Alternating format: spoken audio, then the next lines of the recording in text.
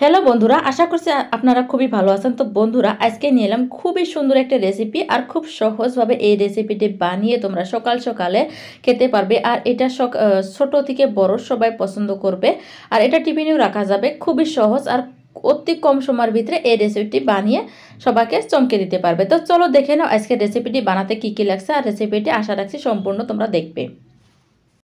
এখানে দেখতে পারছো এটা হলো এক প্রকারের ফুল গাছ। মানুষ ফুল গাছ হিসাবে এটাকে বাড়িতে রাখে। তো যাই হোক, এটার নাম আমাদের ভাষা হলো চন্দনী শাক, কিন্তু এটা হলো এক প্রকারের পালেং শাক।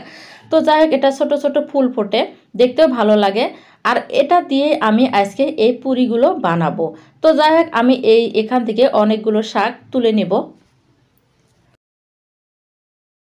লুচি বানাতে লাগবে আটা। তো আমি এখানে আটা ব্যবহার করছি। তোমরা চাইলে আটা ময়দা দুটো একসঙ্গে ব্যবহার করতে পারো বা খালি ময়দা দিয়েও বানিয়ে নিতে পারো।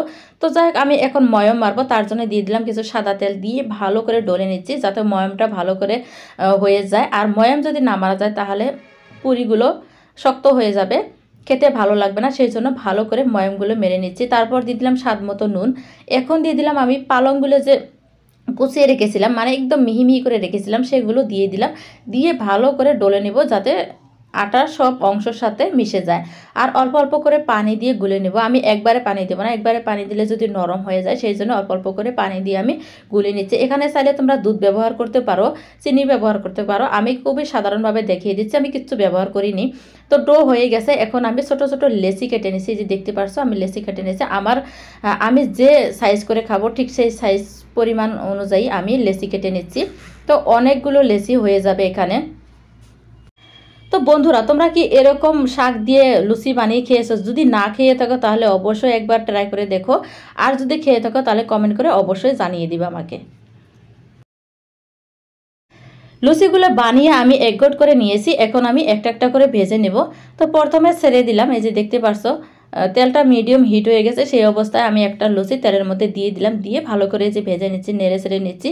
আর এই লুচিটা কিন্তু একদম ফুলে টমটমা হবে না, মানে মিডিয়াম ফুলে যাবে।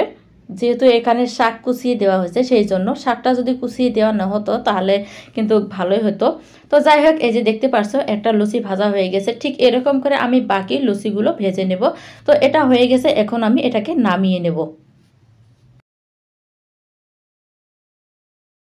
লুচি ভাজা শেষ। এখন আমি এই যে একটা প্লেটের মধ্যে দুটো লুচি নিয়ে নিলাম আর 1 কাপ চা নিয়ে নিলাম, নিয়ে এখন আমি খাবো। তো আমি সকাল সকাল এই রেসিপিটা বানিয়ে খেলাম, খুবই ভালো লাগছে। তো বন্ধুরা, তোমরা যদি আমার চ্যানেলে নতুন হয়ে থাকো তোমরা অবশ্যই একটা সাবস্ক্রাইব করবে, ভিডিওটা ভালো লাগলে লাইক করে দিবে। তো আমার এই সহজ রেসিপিটি তোমাদের কেমন লাগছে কমেন্ট করে অবশ্যই জানাবে। আজকের মতো বিদায় নিচ্ছি, আবার আসবো কোনো নতুন রেসিপি নিয়ে। ততটা তোমরা সুস্থ থাকো, ভালো থাকো, আমার পাশে থেকো।